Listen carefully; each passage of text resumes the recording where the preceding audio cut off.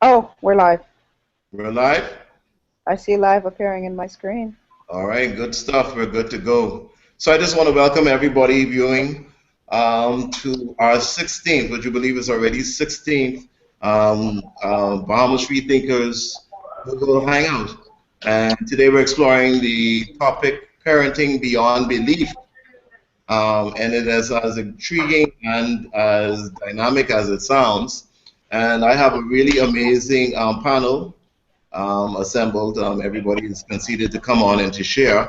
And I'd like to introduce Cian, Gregory, Michael, and Kira, who I think is joining us anytime now, right? But just in the interest of time, I'd just like everybody, beginning with Cian, to introduce themselves. Just let us know a bit about who you are, where you're coming from, and kind of what qualifies you to be here. Okay, well, as you know, I'm Cian. I have two children. My kids are 12 and a half and 10 and a half, and I have been obviously a parent for that length of time and been making the journey from authoritarian parenting to positive parenting, and it's been an interesting journey, and I think I'm qualified because I've been doing it for a long time, but also because I teach young children and I spend a lot of time with children in general. Good stuff. All right. Let's go on to the gentleman. We've got a shared camera here. Gregory or Michael, you go ahead and take it away. My name is Gregory Collie II. I'm an entrepreneur and activist, and I guess what qualifies me for the panel is I have a family daughter, that I'm helping the stuff that ready to school, taking to school, helping with homework, all of that good stuff. So I'm a proud father, and I think that's what qualifies me for this panel. Good stuff. Good stuff. And Michael. I also am a father to a 2-year-old, Finn Elizabeth. I am one of the more, I guess, proactive fathers, whereas I anticipate her growth and I try to facilitate an environment that's good. What's up, dude? What's up, man? I try to facilitate an environment that's conducive for growth, and I think that what qualifies me to be on this panel is my left-wing decisions towards punishment and other disciplinary actions. All right. Good stuff. And are we joined in yet by Ms. Ford? If not, we'll proceed. Yeah? Okay. So it looks like it's just us for now. I guess we will loop her in when she gets here. But let me just throw it out. In terms of the first question, let me just throw it out. And this is for anyone on the panel, really, and I'd like each of you to answer if you can. Let's speak about a defining moment, that light bulb moment that allowed or solidified the brand parenting that you actually facilitate now in your own homes and with your own children, your own respective children. What contributed to your parenting style? And that's open for anyone. Okay, I'll start. I'll do ladies first. Yeah, why not? You know, it started actually before I even had children. I was reading a book. I was recommended a book by a friend of mine about pregnancy, but that kind of was a landslide book for me that took me down the path to what people would call attachment parenting. Mhm. So that meant that I would keep my children close to me. I nursed them for a longer period than typical. I kept them in the bed and nursed them on cue and these kinds of things. And that was really a natural progression for me. I can't say that was a defining moment, but definitely reading that book was the catalyst to all of the decisions I've made since then as a mother. So it has provided something of a foundation for you then. A jumping off point, I'd say, yeah. Yeah. And so many of your decisions and I guess a lot of your communication with your children springboard off of this ground based. Definitely. The container, I'd say, if I could say it was held in a container, I would say it was attachment parenting. Even though, as I've gotten older, I like to move away from labels. Yeah. It has a name, and that's the best name I have for it. Gotcha. Gotcha. Okay. All right, good stuff. Gentlemen, Gregory, Yes, sir. talk to me about when you came into the knowing this, when you knew exactly what sort of father you wanted to be, and what quote unquote style you wanted to bring to your parenting. Well, to be honest with you, there wasn't a defining moment. It's just been an ongoing process leading to Mm, progress. So I would say honestly, I started out with like with most traditional behaviors would start out as being rough and talking loud, speaking loudly to your child, and spanking and all of that. But I just came to the realization that it really didn't make any sense, and it was proving to be ineffective because as we were doing those early on, she would still, be rebellious, and we just started to explore different methods. So I said, okay, we've tried this aggressive, rough way, and it's really not making any sense. So let's try the other way. So we decided to be more attentive, more caring, more loving, more understanding, and try to just understand it as a child. I mean, come on, it's a child that's only been here for a short period of time. So we try to be more understanding and try to use different methods, and those methods actually prove, in our experience, to be way more effective. mm, Because, I mean, let's be honest, they are just young human beings. And if you look at an adult, if you are an aggressive to an adult, then really what are you going to get through to them? Nothing. Because they get angry and they shut themselves off. So it's the same thing with children. If you make them angry and you get aggressive with them, they shut down and shut off what you're trying to teach them. So it's a matter of keeping a calm head and just practicing those different methods. So, like I said, it wasn't a defining moment. It was just a matter of learning and progressing as they went along. So it's been a process. so more of a light bulb moment for you then, as opposed to a defining moment. Um, I guess I would be like I said. When I was using the tactics that most behemoths tend to use, it just was not effective. Yeah, yeah. And you're speaking in a relatively short time because if I'm not mistaken, your daughter's 3, yes? Okay, Yeah, so she's only 3 years old. okay, so you're looking at growth between your growth as a parent and just really for the 3-year-old human being. So you're looking at relatively short space of time. Mm-hmm. All right. I'm All right. about progress and I'm about growth. I try to evolve every day. I try to learn something new every day, and I try to use different methods every day. It's a growing process. So it's Good, growth on a daily basis. good stuff. Michael, I see we're joined by Kira. Am I pronouncing your name correctly? Yo, you mean Kiro or me? Because I hear. No, I'm just saying that Me, right? I'm just saying we're our fourth panelist has joined in. So that's good. We're on target. Yes, Hello. so sorry I'm late.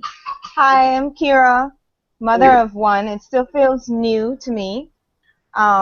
I guess the only intro, I'm hoping I'm not too like far off of where you guys are. I didn't have a chance to listen yet, but I did not go into parenthood with like deciding whether or not I would be using corporal punishment. I grew up like that and I had assumed so, but I have not yet had any need to use it. So I unintentionally developed a very communicative relationship with my child.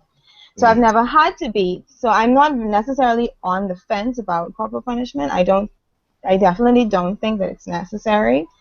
But I don't villainize people who I do recognize that everyone's situation is not the same as mine, and I honestly cannot speak for a parent who just has like a troubled child. And so that's my intro. I'm going to listen to what I've been missing. Okay, that's fine. I'm going to get back to you on a point that you raised, Kira, all right? But good to have you here. Michael, last but not least. Um, my style of parenting comes from doing the exact opposite that was done to me as a child by my parents, because I felt that it turned me into a very uh, hateful person, and where I was pushed away and rejected as far as my emotional and affectionate advancements um, were pretty much rejected. I think that's what caused me to say, you know what, if if I enjoy being affectionate and emotional, then I think that my child will probably enjoy the same thing. And what I want to do is do the exact opposite, and that's pretty much embrace her rather than shun her, because I had to go out and seek that emotional attachment elsewhere. And it really created a divide between my parents and myself, which is why we can't sit down and have just the traditional conversations that you'd have with your parents now, because we are not connected like that because of what happened in the early stages. So I always use the, hey, if I didn't like it, she probably wouldn't like it approach. Beating never changed me, and I think that it's very unfair that my parents think that I was a productive citizen due to corporal punishment. I am a productive citizen despite corporal punishment, and if if I had the chance, and now I do have the chance, I would definitely show how you can create a productive citizen by not utilizing the traditional methods and strongholds by the average Bahamian and Caribbean parent. Yeah. Well, and Gregory and I have had a number of offline conversations about the difference between being a survivor and being a productive citizen. A lot of people have taken the stance that you have taken, Michael, because they've said, I'll never do it to my kids. And I want to be just the opposite of the same. And a lot of the thrust and the energy into creating a different reality to children is manifested. So, you're living proof of, one of the many conversations, Gregory and I have had offline about this. And speaking about the norms in our society, because we are a part of a hyper-religious environment, there's no two ways around that.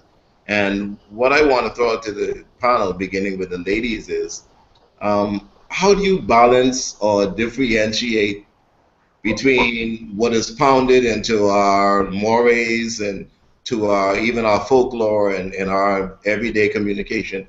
How do you balance our obsession with religion and the truth, as it were, that you want to tell your child, the truth that you share with your child, and what you communicate with your children? How do you balance that? Because we are all of the same community.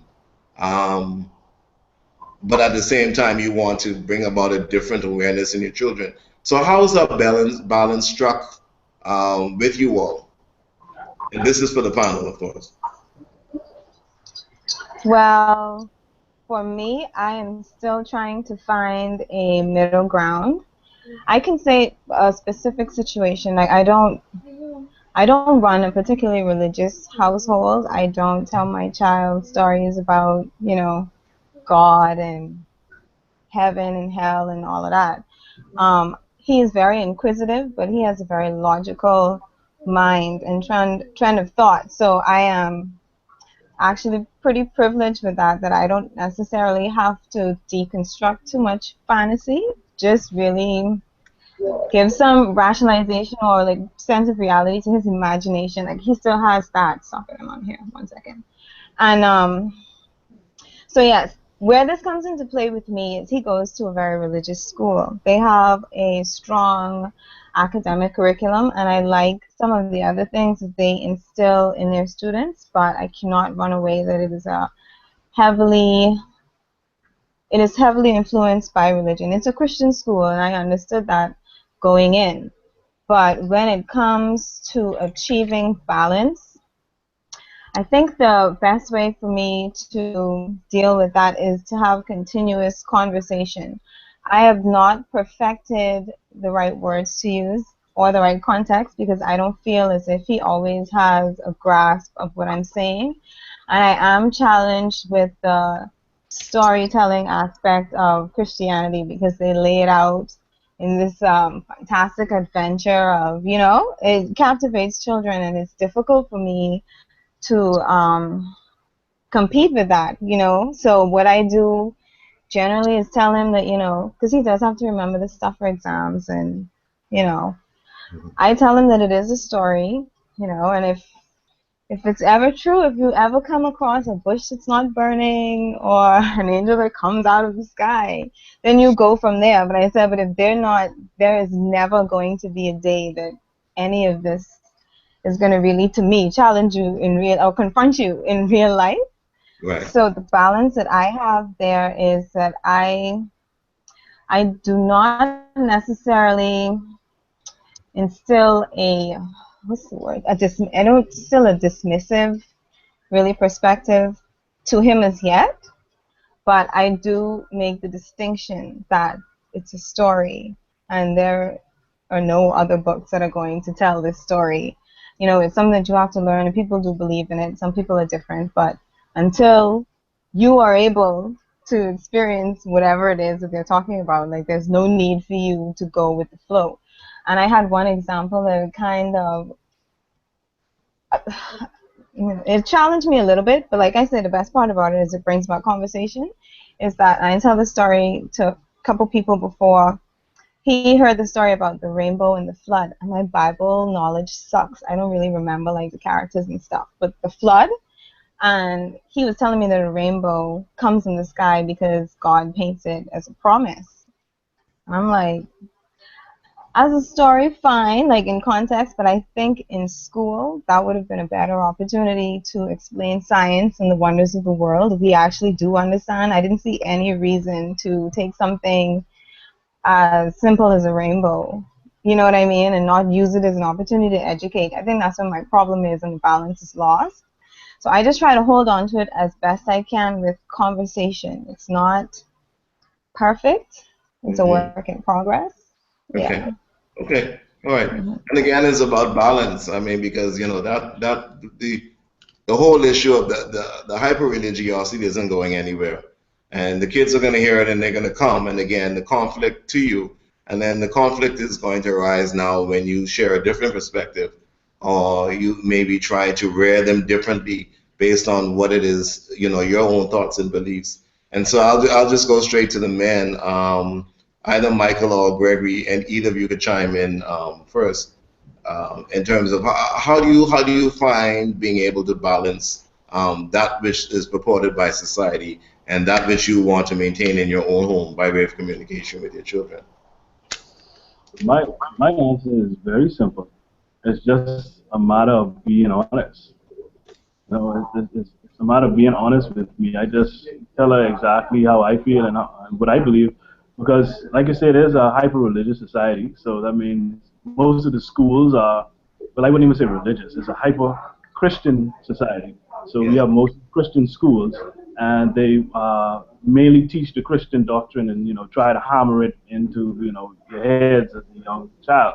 And she already comes home, singing the Christian songs and asking questions about God and all of that stuff.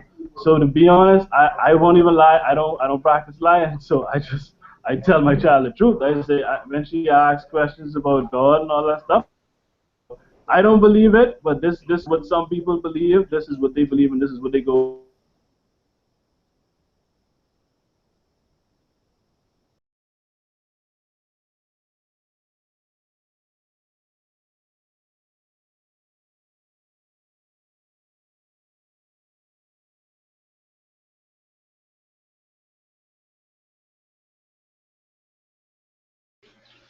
Hello?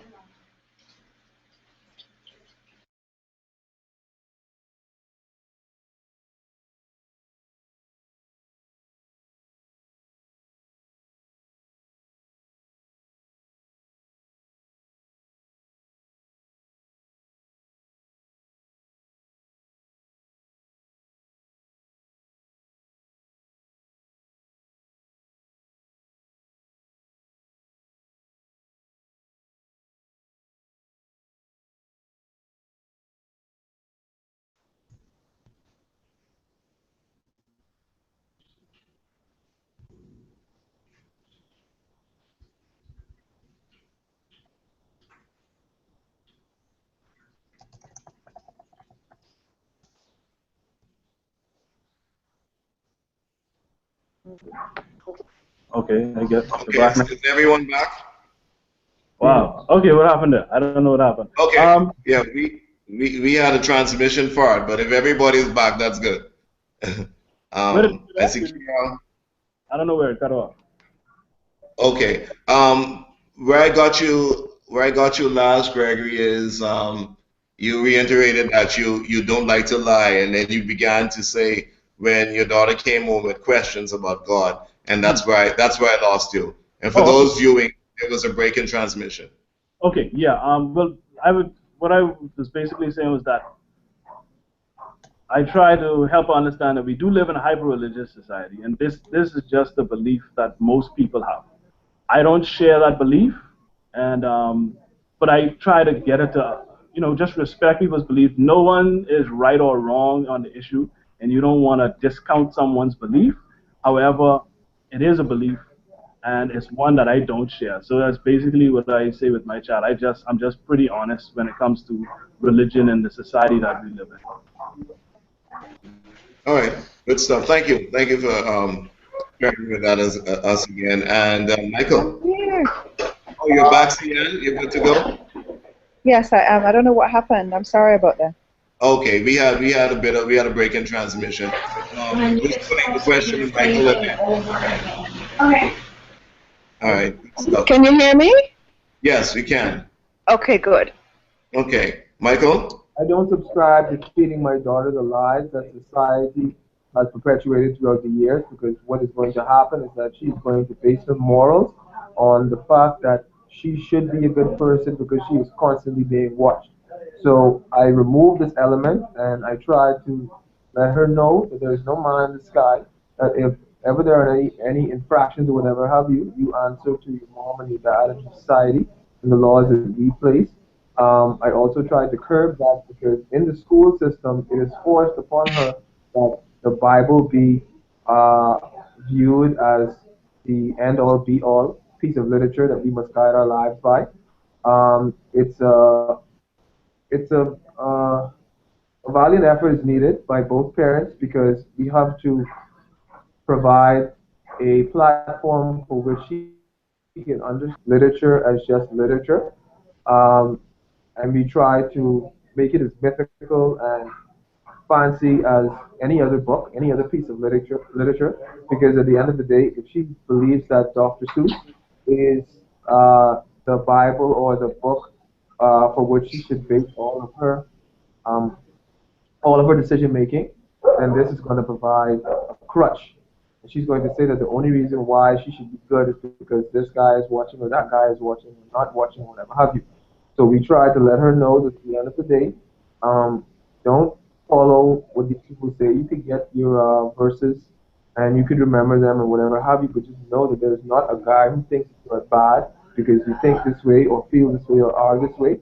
So it is an uphill battle, and there's something that we cannot do until she reaches a certain age, so then she can go to a religiousess institution, and we are trying feverishly to save up money so that whenever it is time for her to move on to her secondary level of education, she is free from the shackles that have held us down, her parents in particular, and the rest of the society that has everybody thinking that, you know what, the Bible is the end all be all.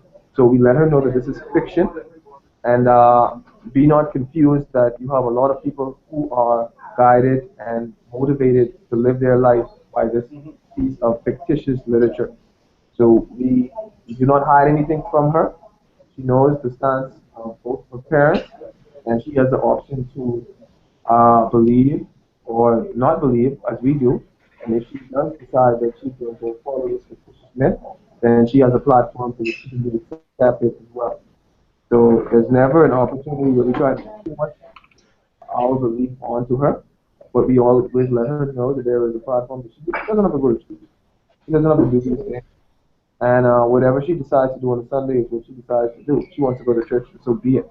You just know that your family does not subscribe to those beliefs.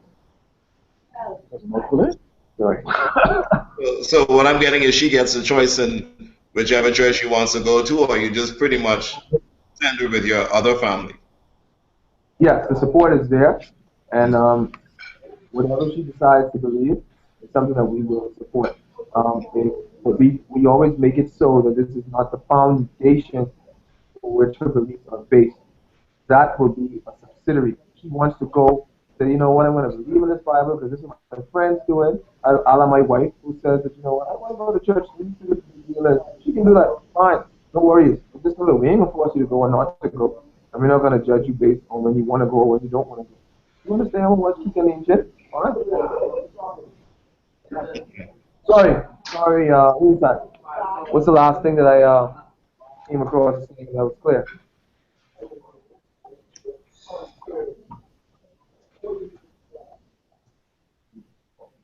she has the choice.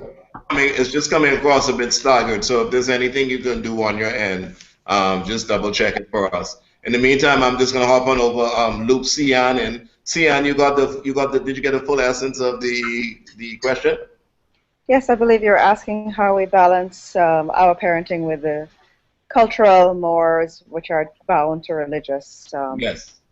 ideals.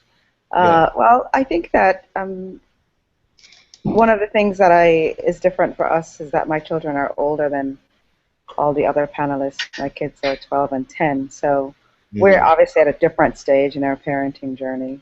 Right. And my kids know everything that I know. We watch, whenever anything comes up, we watch YouTube videos or documentaries. I've shown them a couple of things by Christopher Hitchens. And to be honest, I kind of foster a benevolent disdain, which is to say, I really hope that they continue to be guided by their intellect, and I actually really do hope that they don't ever choose it. If they do, I'm okay with it, but to be very honest, my hope is that they don't. But we're lucky because we homeschool, and they are not in a school where they're forced to pray or participate in those activities.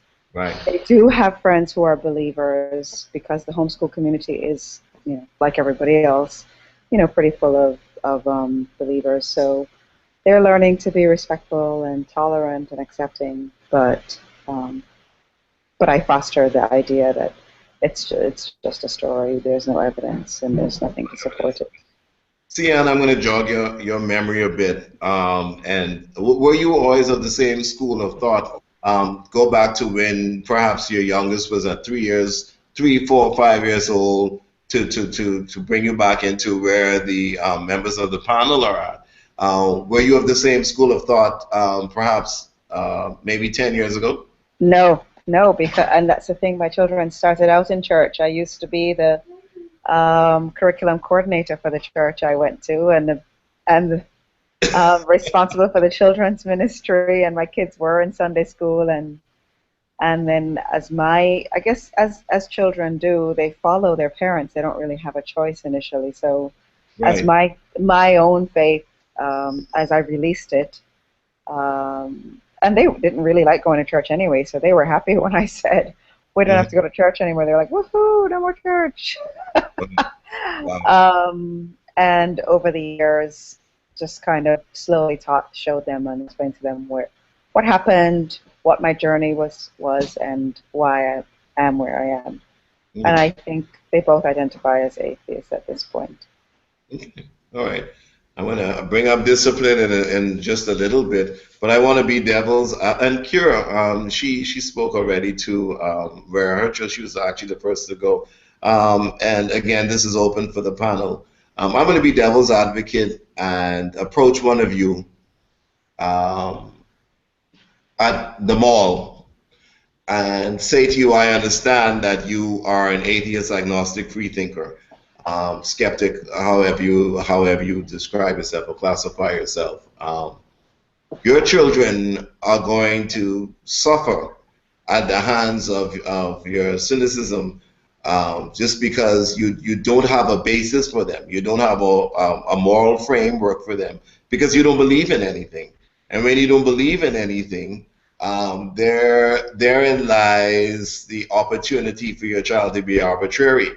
How would you, if I approached you with that, bold enough, how would you counter that? Can I go? Yeah, in a way that your child is bearing witness to this conversation. Go ahead. Sorry, I know I just spoke, but I want to answer this. Go ahead.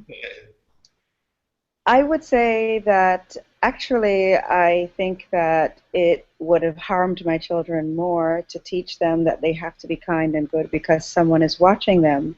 And instead I've taught my children about empathy and kindness and compassion and to treat people kindly and and with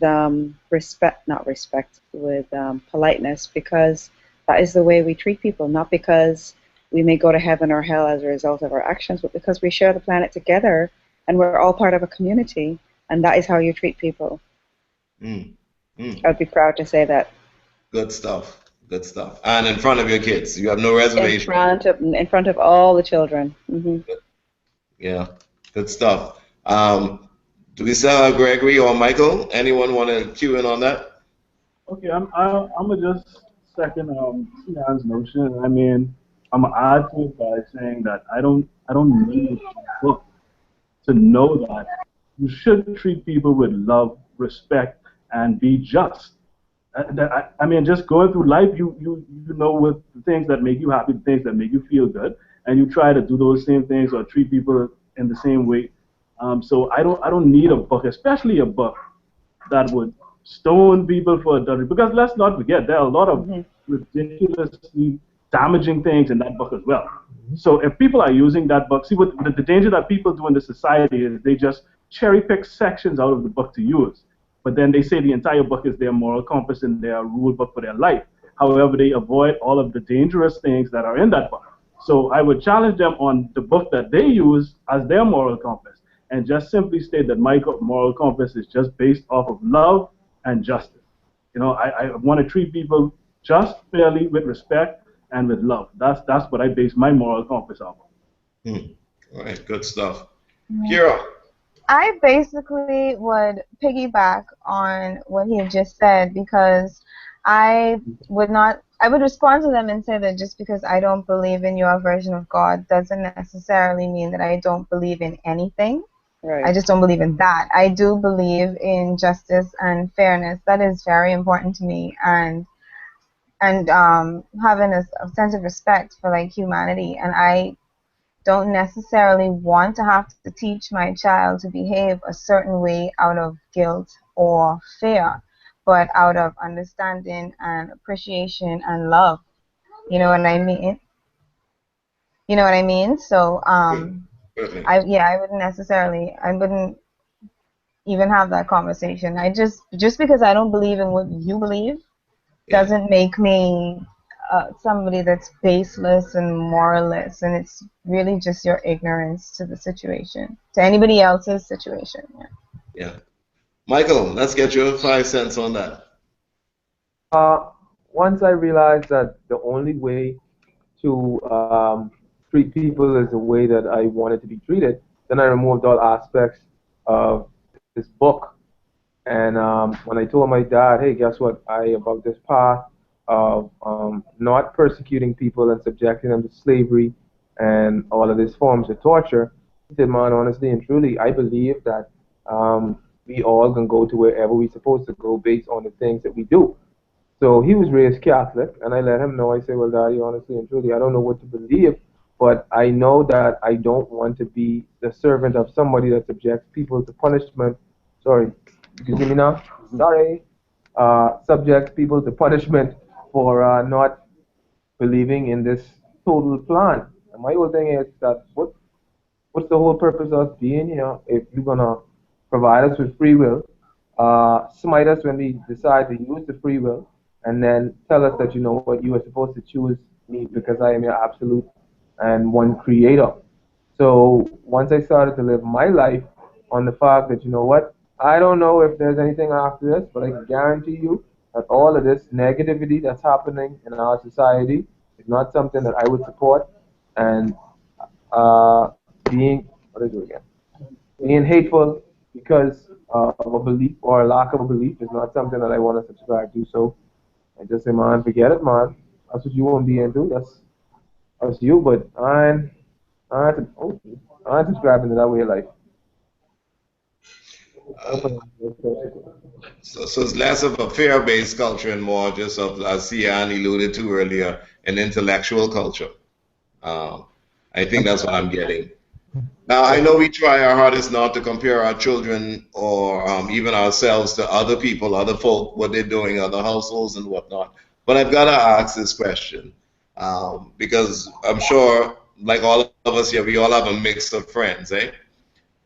Do you all see, and I'd like to hear from each of you on this. Do you see a marked difference in the way your children respond socially and even intellectually, and even in the way that they reason between your children based on the environments that you've created within your homes and other children? Do you see a marked difference in maybe communication styles, conflict resolution, um, um, just communication, any of that? Is there a marked difference you feel? Hmm. Cian, I think I see you thinking. I don't want to always be going first. I'll let if somebody else wants to jump in. All right, I'm trying to. Kira, Well, talk. yeah, mine is short, so I'll jump in. I don't, I'm not around a lot of other children. Um, I could really only tell, really from my friends and family's kids, and a lot, everyone else, it raises their children religiously Christian based generally.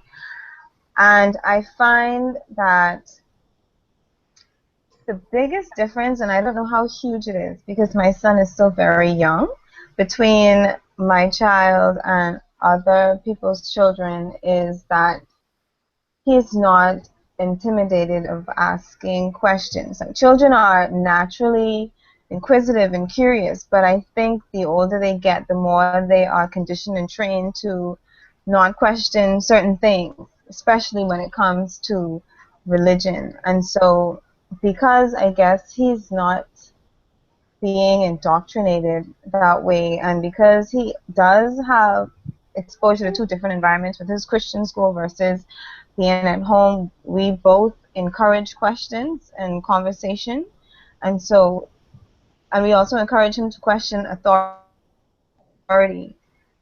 But if you have a different opinion to me, even if he's wrong, it's important for me for him to raise those questions so that he can examine his thought process himself, or understand that there's nothing wrong in challenging someone else's so that you can have a better understanding, you know? Mm, So I think that's the only difference. He is a lot more confident when he questions somebody or hears something that's not necessarily along the lines. You don't necessarily tell him a story and he's like, okay, no matter, even if it's not like a religious story, he's not slam bam, thank you ma'am about anything. And I like that about him. now I'm gonna prod you a bit now. So I mean Mhm. I get I and we understand about your empowering approach to parenting, but at a Christian school now, when I guess the day of reckoning comes when he has to fall in line with all that's put to him, lest he be an outcast and the only different kid on the block within the classroom, what would you say to a principal who's called you perhaps with a complaint?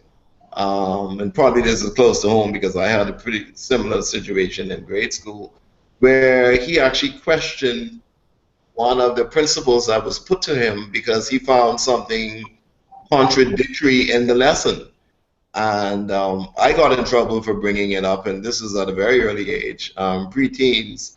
Um, what would you say to a principal when or a teacher when your son has questioned um, a, a school of thought or a principle that came up because he's still a part of this Christian environment? How would you Well, rationalize his behavior, not to be rude, but to be intellectual and to always be probing and to question everything that comes before him? well, the first thing that I would want to remind the principal or the teacher would be that this is an educational environment. And if you have a problem with my child asking questions or raising points, then clearly I'm the one that's misunderstanding what's going on here. And I feel like you have something to explain to me. I, in that instance, I'm very defensive of my son. Mm. Um, so if And I would do that after, let me say that within the context of knowing as much as I am able to, within the lines of what I know what's going on. But if he presents a question and a logical explanation for why he disagrees or is challenged by that, and the teacher then has a problem with that, as opposed to not even being able to communicate what her point is, which is supposed to be the truth, then to me that is more of a conversation that's going to be going the other way, because I would then express to her that I am in no way sending him here to learn to be indoctrinated. He's come in here to absorb information and process that information, and if he has questions about it and you are having a problem with that, then I have him in the wrong institution. That's how I feel. I am not going to tolerate that on any level, and she will have some explaining to do to me as to what, I don't know how he's running the school. Okay, definitely. Okay, so definitely you're not about to welcome an inhibiting and learning environment at all. Not at all. Yeah. Good stuff. Cian, let's hear from you. There we go. Sorry, I moved my mic in between so that you don't hear anything in the background. Oh, okay, good stuff. The question was, wait, now I'm on what you asked Quera to push her through the parent with the principal. What was the question before that? Sorry, I forget now. No, that's fine. That's fine. I was just asking you in terms of the difference that you may see in your children. Yes. Yeah. Mm-hmm. Okay. I see. I think I feel the same way as Quera in that I think that my children are more willing to ask questions and are not intimidated by that. However, do I see a difference?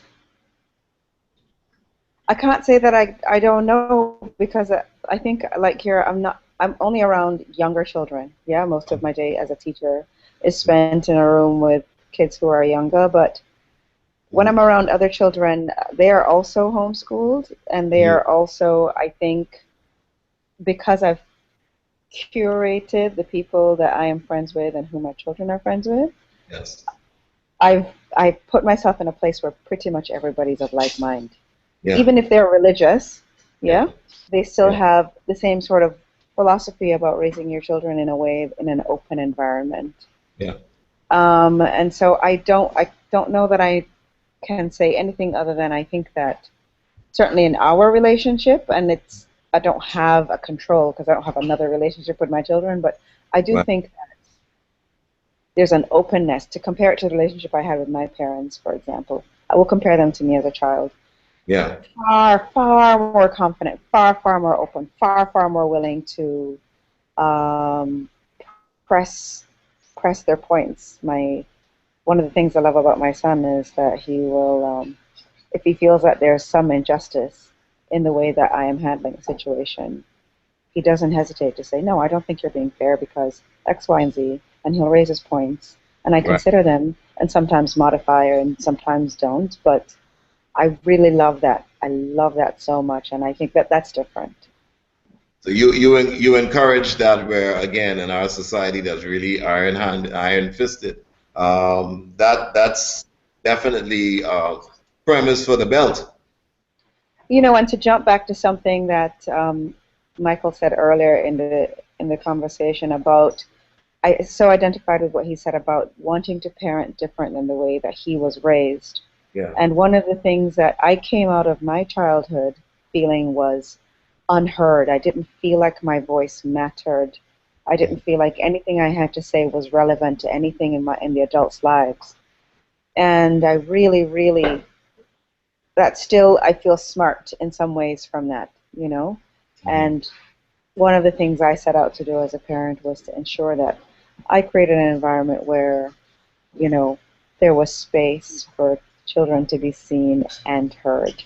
And that's a really core value of mine. So I think it's really paid off. All right, good stuff. Men, I haven't left you out. I haven't forgotten you. Let's hear from Michael. The difference between my daughter, and a child that's been indoctrinated myself is that she is not afraid to disagree. She tells me, Papa, I will not do that. I do not want to do it. And if she does not want to do it, there is not a fair persecution that she will endure. I do not stunt her growth or her creativity by, I guess, refusing to spare the rod. She knows that if she goes against something that she does not want to do, the only thing that will happen is I will give her. Oh, the only thing that she will receive is questioning as to why she doesn't want to do something. So even now, when she says, "Papa, I don't want to do it," I would speak to her and find out why. Whereas her friends are just sheep. They are herded by this religious mentality, and they refuse to question. So when people say that Finn is a very independent and outspoken soul, I take that with pride because I know that she is not like the typical 2-year-old. She will not back down if challenged, and she's not afraid of what will happen to her if she decides to go against the grain. And I think this is the kind of thinking that breeds um, young free thinkers and young persons that are unafraid. Like I was always afraid, like I said, to be outspoken with my beliefs because I was always fearing that rod of correction. My daughter and her mother, they know that we can push Papa's buttons, and the only thing he'll probably do is say, you know what, I give up because she is too independent for me. And Papa will then digress and say, you know what, forget it. You're gonna do what you want to do, as long as that makes you happy and comfortable. So let me ask, with this autonomy, and I know she's still relatively young, but for the time and place that she is at now, your daughter, with this autonomy that she has, really to be a free thinker in essence, what are the boundaries? What is it that would make you decide, okay, this is where I have to put my foot down, because you stepped over the line, as it were. You've gone beyond the boundaries for which I've allowed. Can you give an instance or provide some feedback on what that boundary may look like? Violence towards anybody that is trying to correct her, um, any form of negativity that she may display towards somebody. When it's said and done, then do not do uh, what your mother has said do not do. She understands that there are consequences and repercussions, but she is not afraid to test and see how far she may be able to go because she knows that it's not going to be of a physical variety. She knows that the limitations are a timeout or whatever have you, and that's when you are hurting someone else. As long as she's not hurting somebody else, she is fine and free to do whatever she wishes. As long as it's not hurting herself, then we allow her to express herself. If she wants to draw on the walls, and we say, you know what, baby, this is a different platform. And then we will give her a means by which she can correct the mistake by which she's made. So the only thing that we ask her to not do is to inflict damage upon herself and damage towards somebody else. That's where the line is drawn because she knows, and she tells me, Papa, don't hit me, don't hurt me. And I tell her the same thing. Well, don't hit Mama, don't hit Papa because you don't want anybody to do it to you. So she Right. understands exactly what to do, what to get away with, and what not to attempt. So now the physical backlash is just restricted to a little corner. She knows not to hit Papa because she knows that that's not something that we tolerate.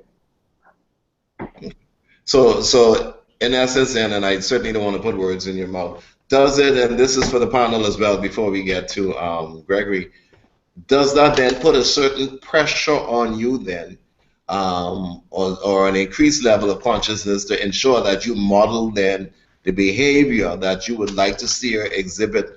Because really, when you set that sort of framework up, you're on stage forever with your kid. Mm-hmm. Does that then give you an increased sense of responsibility then to model the behavior that you actually want to see? Oh, but of course, because at the end of the day, she checks me and lets me know, Papa, don't do that, don't scare me. And she knows that if I do something, she is free to correct me. And I tell her, well, baby, I'm sorry, I didn't mean to do this or scare you or hurt you or whatever have you. And she says, okay, well, I'm sorry. And this is the way that we know to interact. She knows that whatever Papa does is acceptable, whatever Mama does is acceptable, and this is the model to which she should model her life. Right. Anything else that we do and uh, we do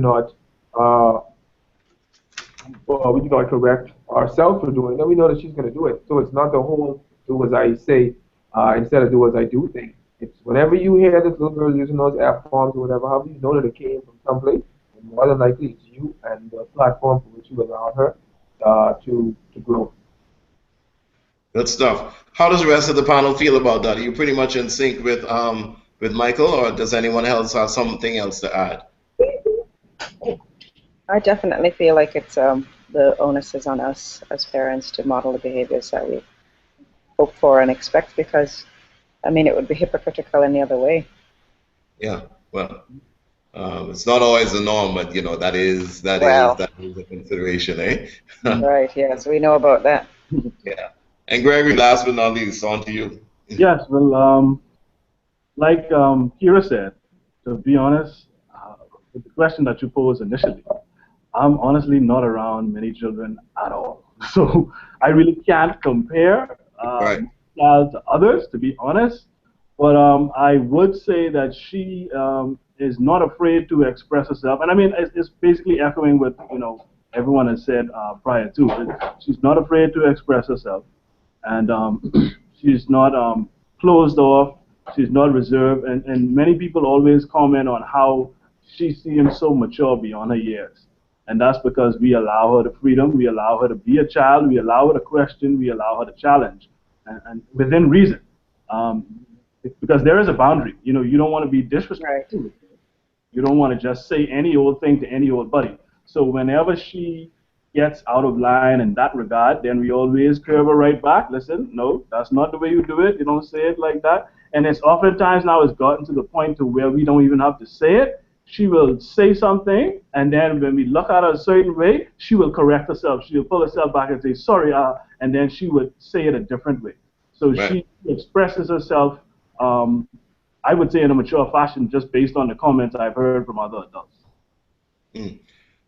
Let's talk about discipline a bit. And in the absence, I did do some research, but in the absence of solid statistics, I guess from what we can see and oral history, we know that certainly in the Bahamas, we definitely support the collective support.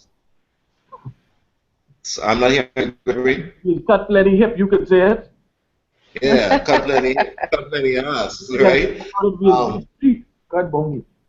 Yeah, we talk about cutting hip, as it were.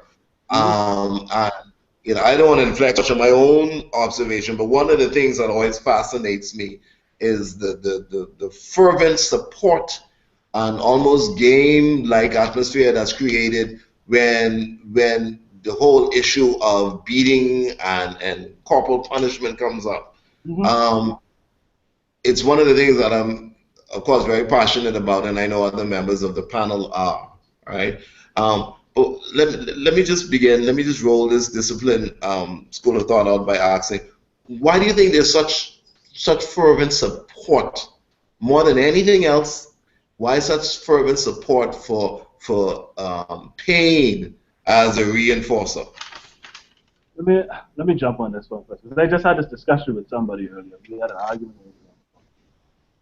What I feel is that because it comes from people that we love, because we believe that mommy loved me, Grammy loved me, or whoever it is that's inflicting the punishment, they love us. We don't want to believe that they would do things to hurt us. So we buy into it. We feel like they love us, they care for us, and they want what's best for us. So we grasp onto the methods that they have used.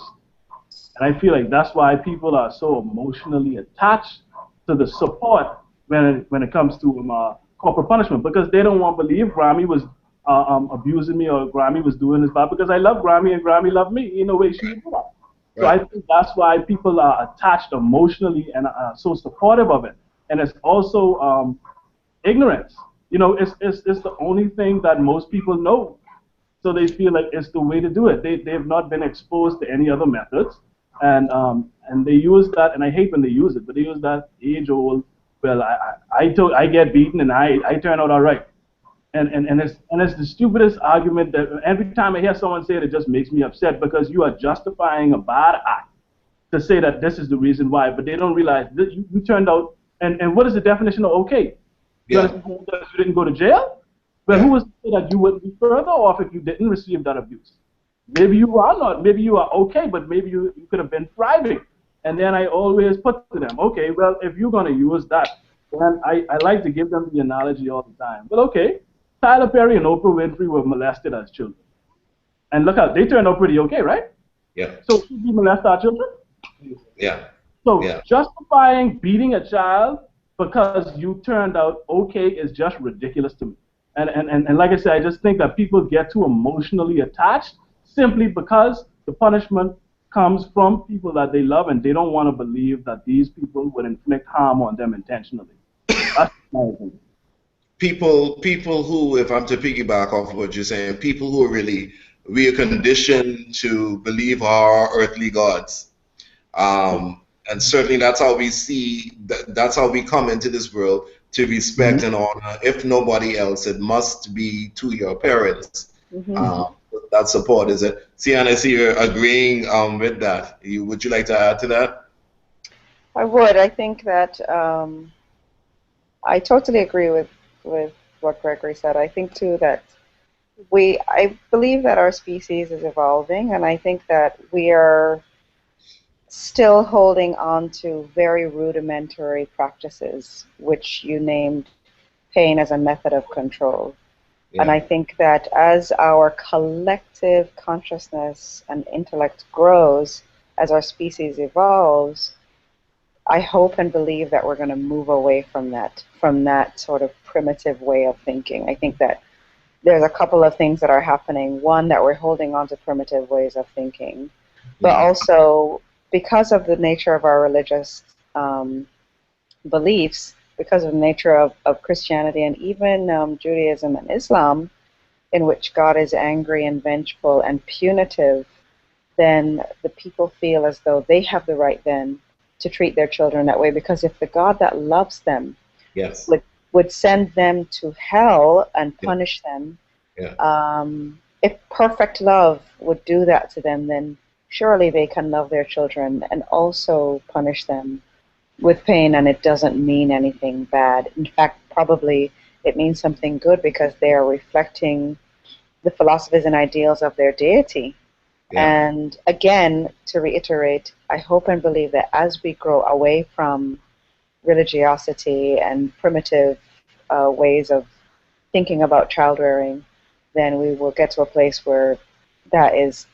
I love Star Trek because Star Trek in the next generation, they're past it. You know, all that stuff is like, oh my God, are you serious? Hitting kids? What? You know what I mean? Yeah, certainly. And Kira, I see where you've indicated that, and it's, you know, I guess it's straightforward that you really only could agree with these points. There's a school of thought that was really advanced initially by Sigmund Freud and Jean Piaget, who's really a well-noted child psychologist, ran away with it, and it speaks to the negative reinforcement trap. And the reason trap accompanies the negative reinforcement idea is that the behavior that many parents actually want to diminish or discourage is the behavior that they are applying. And so there's this contradiction and confusion that wells up, and it's, you know, the child is never going to exact revenge on the parent. They're going to take it elsewhere. And so we're looking at spouses, we're looking at society, we're looking at peers, and, you know, herein lies the confusion. So, you know, it dispels a whole lot of what you all have just contributed in terms of why discipline is just not, well, corporal or painful discipline is not good. So let me ask you about alternatives then. Again, I meet you in the mall.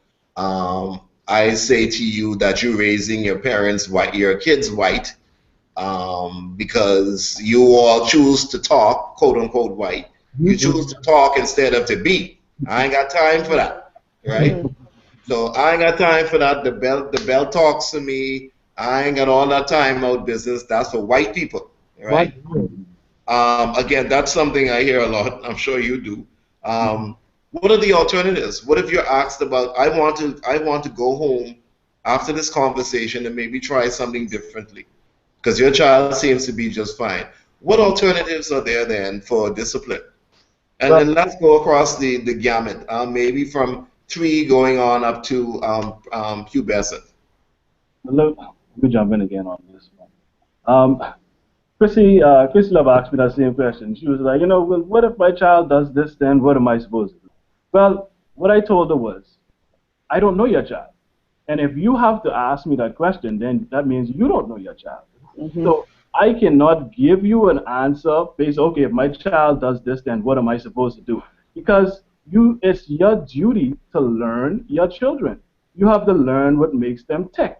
You have to learn what makes them respond negatively, what makes them respond positively, what makes them listen to what you're saying. So it's a matter of you getting to learn your child, and then you will come up with the methods in order to discipline them for the various things that they may do. So there's no book that says that if the child does this, then this is the alternative to punishment for them. You just have to learn your child and learn what makes them respond. Like me personally, if you want to give some examples, my child is at the age, she's growing up in the technology era. She has an iPad. She loves her iPad. She does something. She can't use her iPad. Okay. So that's one of the alternatives. You take away privileges. And there are many things that you can do. There are many things you can do. Because, I mean, it's just a matter of learning your child and learn what makes them tick. Once you actually spend time with your child, and I know that's difficult for some people based on the economic situation. Some people have to work a lot. You don't have the luxury of spending time with your kids. But you try and invest as much time possible into your children, and then you will learn them, and you will know exactly how to get them to do what you want them to do. I mean, if you cannot reason with a child, then how can you reason with adults? I mean, come on.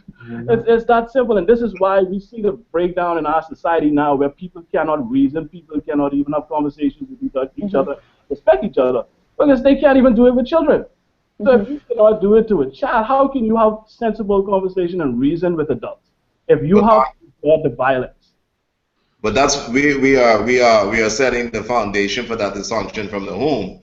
I can't tell you how many clients I see who qualify when giving an account of their issue, qualify that I must have got him upset enough, hence the reason I bear these scars.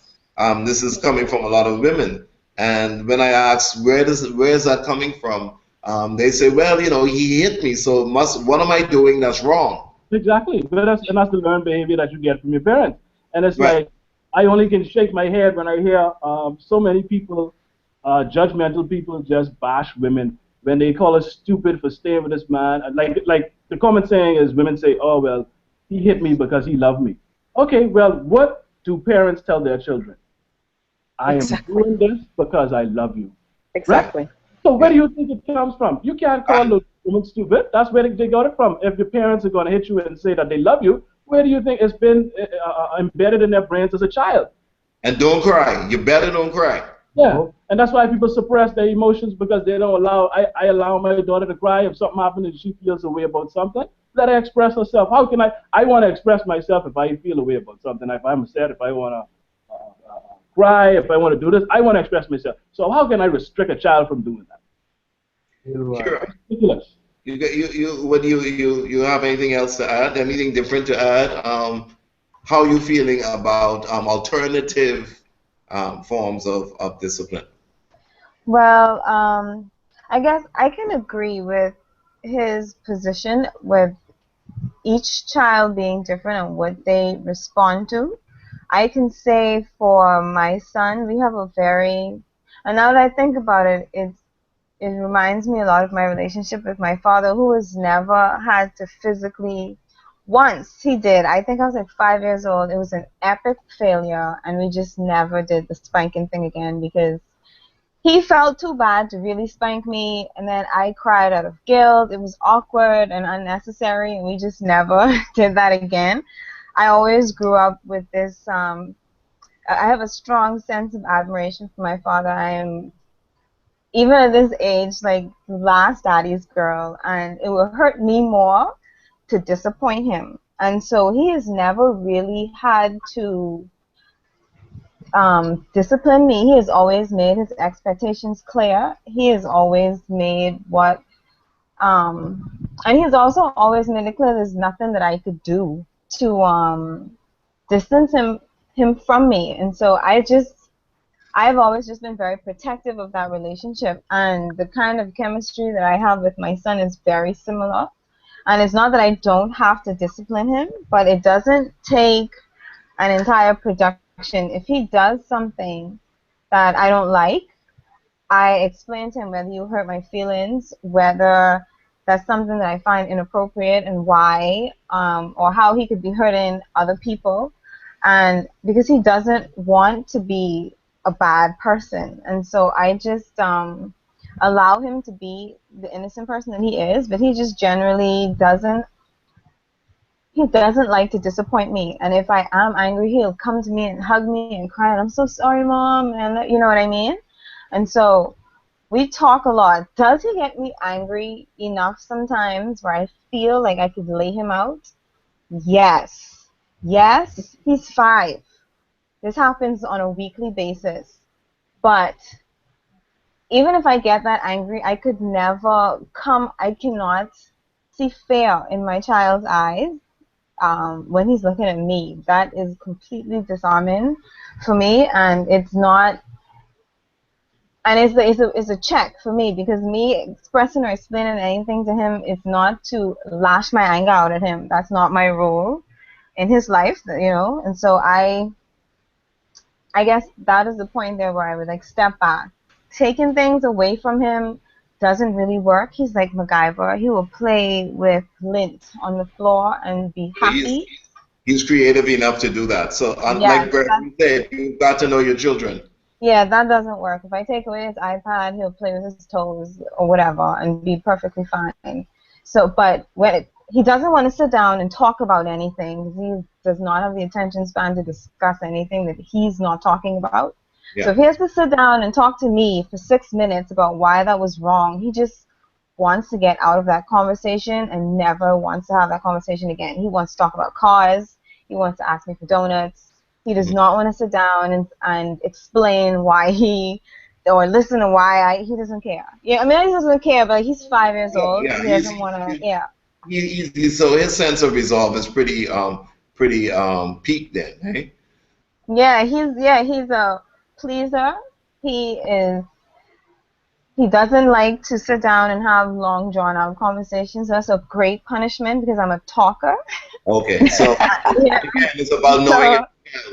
I actually I have a question coming in from one of our viewers. Before I do that, Cian, I just want to give you an opportunity to chime in if you wish. I want to give you a quick frame, which I have told parents over the years, and it helps me, which is that the way that I look at discipline is that you're trying to help the person, not punish them. Okay. And I think that framework, when you come at a 3-year-old who's having a tough time with eating something because they don't like the texture, or a 3-year-old who doesn't want to cooperate, a person who's coming at them to punish them for their behavior is going to come at it in a different way than somebody who's trying to help the person. Mm-hmm. Because the fact is they are only little, and they really only what they need is help, not punishment. Right. And sometimes you have to help them through things that would be punishable. Do you know what I mean? Like earlier, Michael said that, you know, if you see a kid writing on the wall, for example, yeah, you know, the natural reaction is to, oh my God, why are you blah, blah, blah. But then if you do a redirect and you say, hey, listen, I know you want to draw, but the wall is not for drawing, this is where you want to go, blah, blah, blah, like that. Please excuse me. Good stuff. That's all I wanted to add. Good stuff. So let me, and this is for the panel. This is open, and I'm going to read the question just as it's stated here. And this is coming from LG. And the question reads, are any of you co-parenting or married to someone who is religious? Second part of that question is, how do you raise your child with 2 very different religious views? And the person asking the question is thanking us in advance. Anyone take that away? Cian, you can take it away if you wish, and we go through the panel.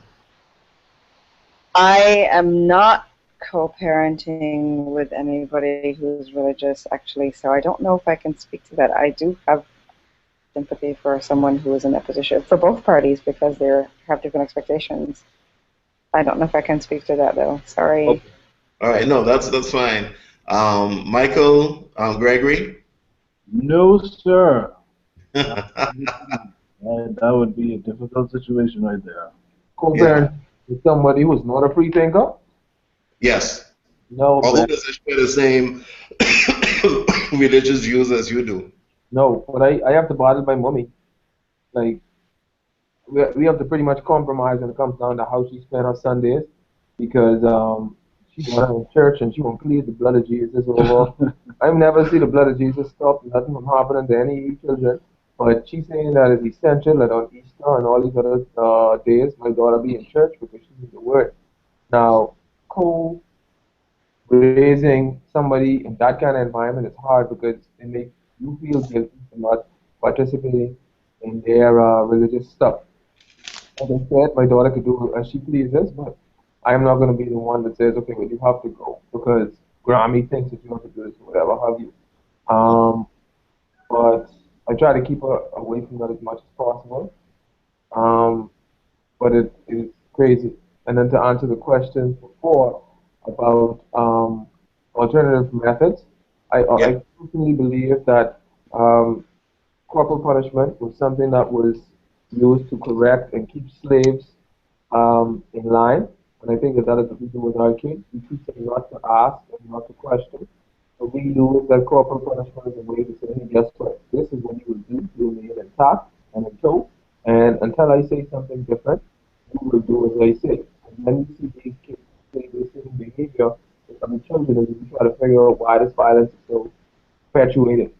So the alternative means of punishment for her is you cannot watch TV and Ancient, you cannot watch YouTube, you must take your nap, you will not have your belly up, you will not have your tissue that you need to go to sleep unless you be respectful to the persons that are protecting and taking care of you. And then she understands that, okay, when something can't happen, I need to stop being my life. And she is very upset if she ever lets anybody down. She says, you know what, I am sorry, Penny is being bad. Penny needs to be better. It's okay with it, you know, just apologize and do better. And that is the way by which we raise her, and that is the way by which we want her to be raised. And it's crazy when you have to raise in school that one of this imposed corporate. Yeah, interesting. And your mic, just to let you know that your mic is in and out again. So if you maybe could alter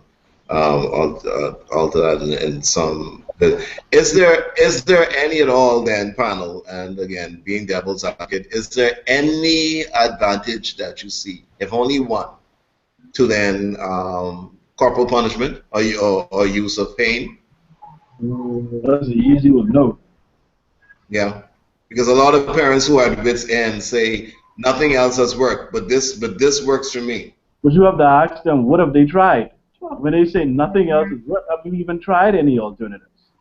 Yeah. A lot of Yeah. people instantly go to the violence. And then Although I they will try one say, thing and then be like, oh, well, that ain't work. oh, sorry, I didn't want to cut you Go off. ahead, Carry on, and Cian. I'll say something.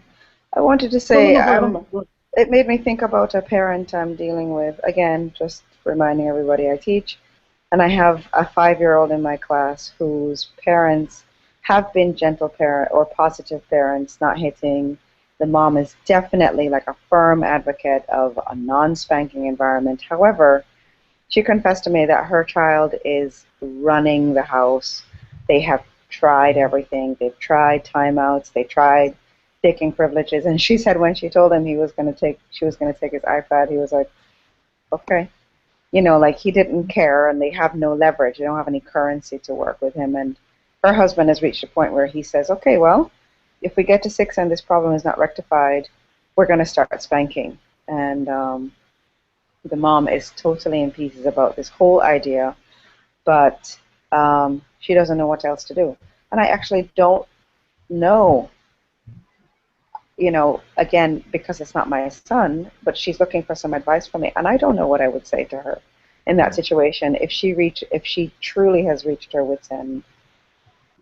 Are you While I'm not pro spanking, I don't know that I would fault them for taking that course of action. In fact, I'm anti spanking, but I could see where having some insight into how he behaves, I could understand why that would be a resort, and I don't know what I would tell them. Otherwise, you know. and just not to belabor that, but is she are you convinced, based on your feedback from her, that she has exhausted every single other option? I'm just wondering if that's the reality. Well, let me tell you what I think, and you know, I don't want to name any names or anything, obviously, but No, that's fine. as a teacher, I obviously get to see children in a different context than their parents, and more often than not, no, I take that back. Every time across the board, children are different when they're not with their parents. Yeah, Universal. yeah. And so the way he behaves at school is completely different than the way he's behaving at home.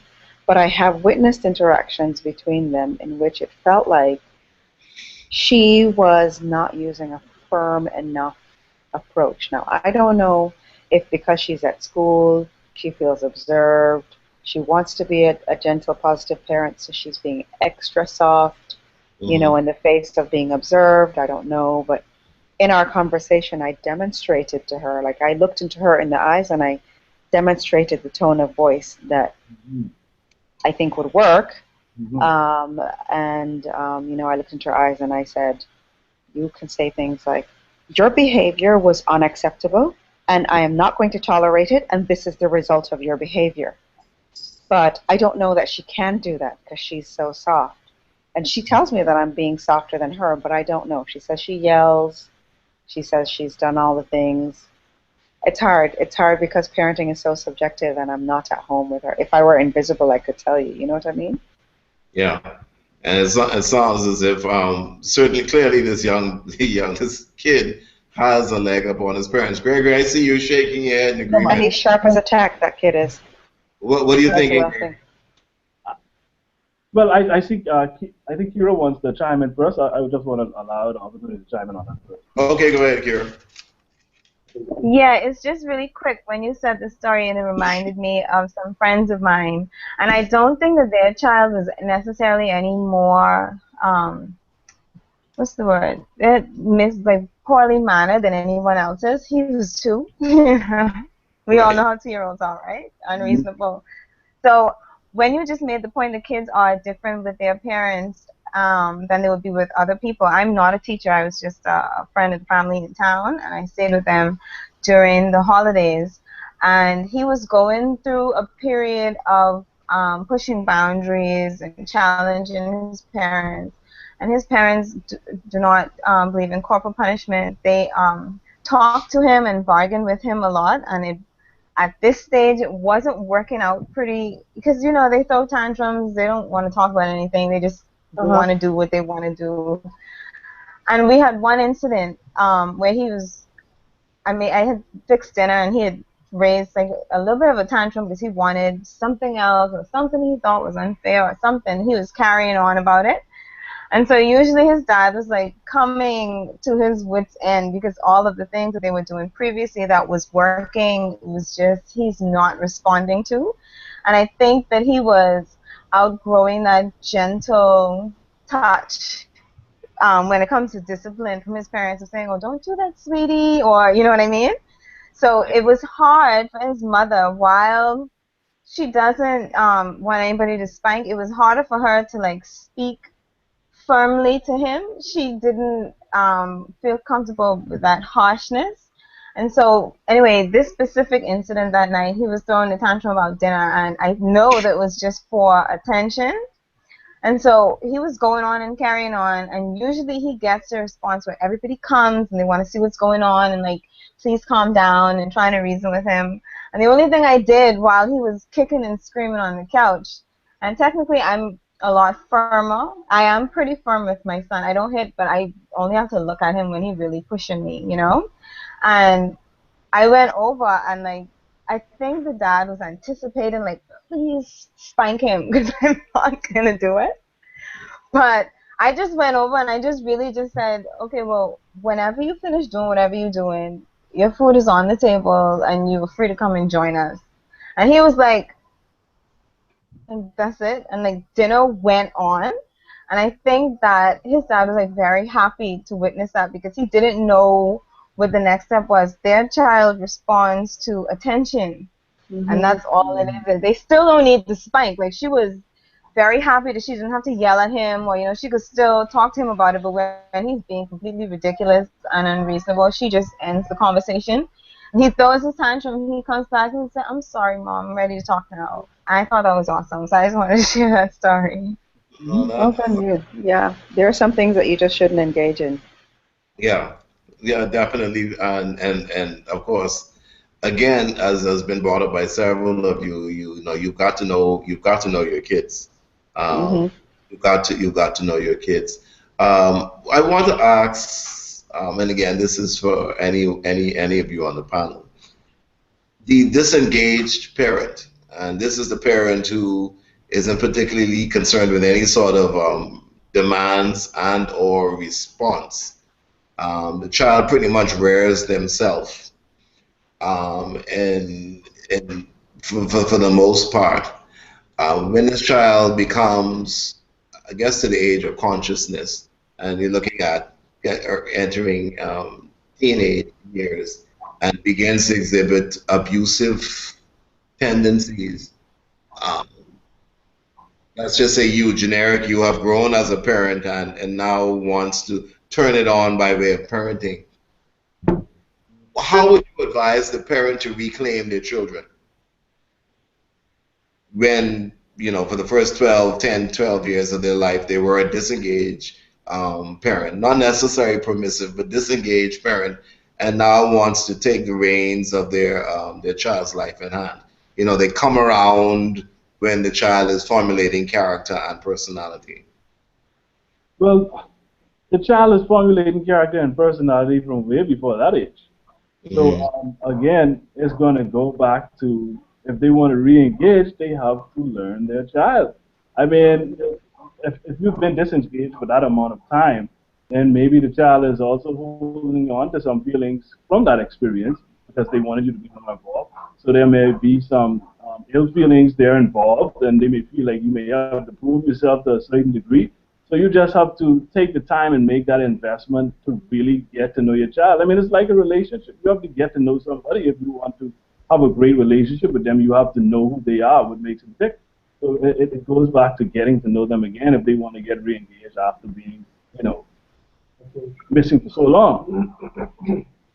I have a question here. Anyone else want to chime in on that before I move to this next very interesting question? I do. I wanted to say that this is something I practiced when my children were younger, and I think that it continues to be relevant. I remember myself and my friend would be like, well, do you think that the child would like this? Do you think that child would want that? Do you think that the child, and then eventually we'd be like, why don't we just ask the person, ask the kid? And that was such an obvious thing, but because we're so used to the adults having the conversation, we would forget, oh, you can ask the kid. And I think that if I were going to give somebody advice at this stage who was coming late to the party, I would say, you really need to, first of all, have a full and honest conversation in which you explain yourself for your absence and ask the child how they would like to engage. What are the terms that they are ready and willing to engage with? That's my Interesting. 2 cents. Interesting. And then that gives the child some level of expression as well. Yes. So I've got a viewer, guys, who is asking, how many of you on the panel, besides Kira, are parents themselves? And I guess the answer to that is everyone, from what I know, or have been responsible for a little person. And to quote this person, shit gets crazy with these little people. Um, Hmm. Both and of and their own rules, their way. Um, to what extent do you allow a child, and I pretty much asked something similar about boundaries, but to what extent do you allow a child to spiral out of control before you consider not, spanking or not to spank? Um, that's that you don't allow your child to spiral out of control in the first place. you right. have to Right. you have to nip that in the bud before it gets to that point. You don't allow them to spiral out of control. So it's like this. I look at it like this, right? I look at my child as an adult in training, right? I am preparing my child to be an adult in society. So I use methods that adults use amongst themselves. Like let's say if there's a conflict and there's a situation that needs to be resolved, right? What are the appropriate methods to resolve that situation? And that's how I am training my child to use those methods from now, because so that it can be applicable when she is an adult. You don't want to be this crazy, violent, shouting person, because then what do you think? How do you think they're gonna want to resolve issues when they get older? You're basically training them that it's okay to lash out. So I treat my child as though she is an adult with the understanding that she is a child. She has emotions. It's a human being. How can we? It kills me. It seems as though we as Bahamians expect more out of our children than we expect out of ourselves. We are allowed to freak out and have tantrums and get upset and do things, but our children are not. That's ridiculous to me. So you just treat it as though you would treat an adult. You are training them to coexist in a society with other human beings. So you train them in that way. And don't allow it to spiral out of control. And this is where it goes back to learning your child. If you see certain signs that you know are going to lead to certain behaviors, you try to deal with those before they get to an extreme level. Okay. Yeah, with little kids too, I want to jump on that. Little children, too. I'm talking 2, 3-year-olds, and I'm speaking as a parent and as a teacher.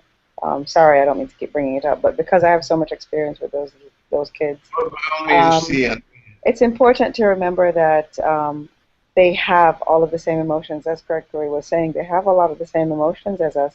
The difference, though, is that they, first of all, can't identify those feelings. They don't really know that they're having those feelings, and they don't know how to articulate it.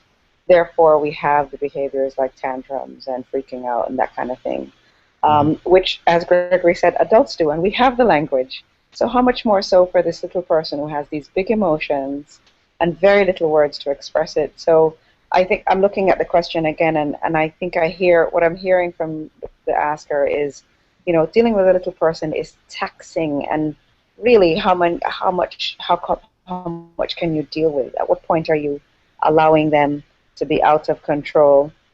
And I think that I'm trying to get behind that question, which is to get at it from seeing it from a different perspective. Yes, they're taxing. Yes, they do get crazy and throw tantrums, but I don't think it's out of control necessarily.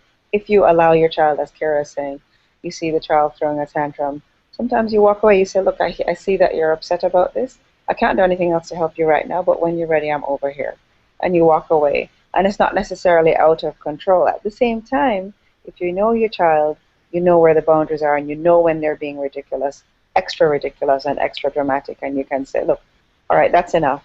We're going to go over here now, or something like this. But I don't think that you ever need to spank I definitely don't think you need to spank a toddler for being toddlerish, because they just cannot help themselves. Yeah. You know, they're very small. Good feedback. Very, very solid feedback. Actually, at my last question now, time has gone by pretty quickly. And I just want to give each one of us just a few seconds to respond in kind. I'm going to give all of you a magic wand. All right? All of us live here. We share this community together. Magic wand, all things parent, all things educational, all things discipline, all things that we have just discussed. I'm going to give you a magic wand to wave over our people in our society and our community. As you wave this wand, what wish would you like to spread as this spell is being enacted? And anyone can take that and run with it.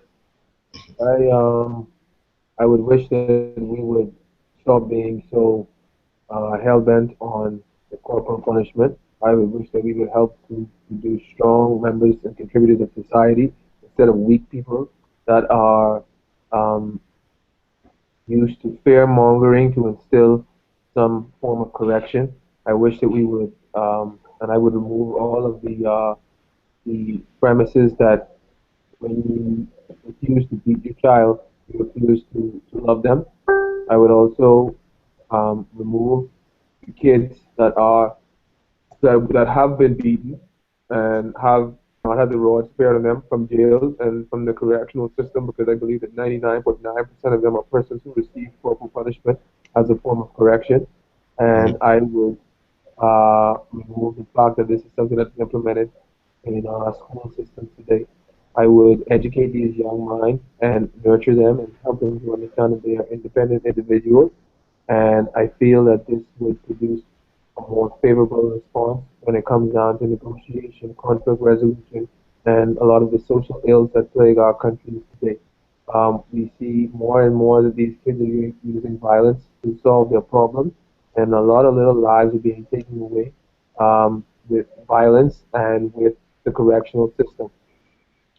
If we would remove this and just wave the magic wand and realize that we can close the prison system, a la these countries in Europe, when we remove this hateful element of correction. That is the one thing that I would do. And um, for myself, I would try to uh, teach this to my kid so that she can help to perpetuate the system to heal her child and her children's children so that we can one by one eradicate this brutal form of correction. That's what I do. I hope my mic was working. Awesome, awesome, Michael. That one is actually the size of a crane, but I mean, look here, all solid stuff, all solid stuff, man, all solid stuff. Let's hear from you, Michael, Cian. Oh, Michael just went. So Cian, yeah. Yeah, go ahead. Gregory, okay. Cian or me? Anyone, go ahead. Okay, I'll be quick. Because I do need to go. I would wave a wand that deposits a whole lot of compassion and empathy in all of us, because I think we could all stand to be more empathic and compassionate to children and to each other. Awesome, awesome, and that's a good foundation. Gregory. Extremely simple. I would wave the magic wand and get rid of hypocrisy and double standards. Simple. Clear as that. Oh, good, Kira, you're still with us. Wave that wand for us, Kira.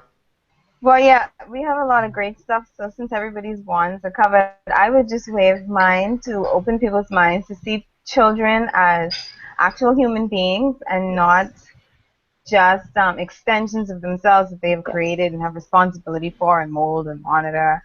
That they have feelings, they have ideas, they deserve an audience, they deserve their space here, they deserve respect, they deserve attention, and they deserve love. And a lot of people don't look at their kids like that. They treat them like animals and talk to them like animals and expect them to behave like little people. So that's what my one would do. Hear, hear. Pretty solid stuff. Listen, guys, it's been really, really good to be able to moderate this. I have actually learned in this process, and I'm sure our viewers have as well. So, Kira, Cian, Gregory, Michael, thank you so much, and thank you for our viewers and our members who have been able to contribute by way of sending their questions in as well. And we look forward to our next Hangout. So, I'm Kirkland. Thank you. You've been a really great moderator, Kirk. Thank you so much. All the panelists. It was a great hangout. It was a pleasure. And maybe we need a part two. Who knows, eh? Yeah. We could get more controversial on that one. So just say goodbye to everybody, and we're out. Goodbye, everybody. Good night. Bye, everybody. Thank you, guys.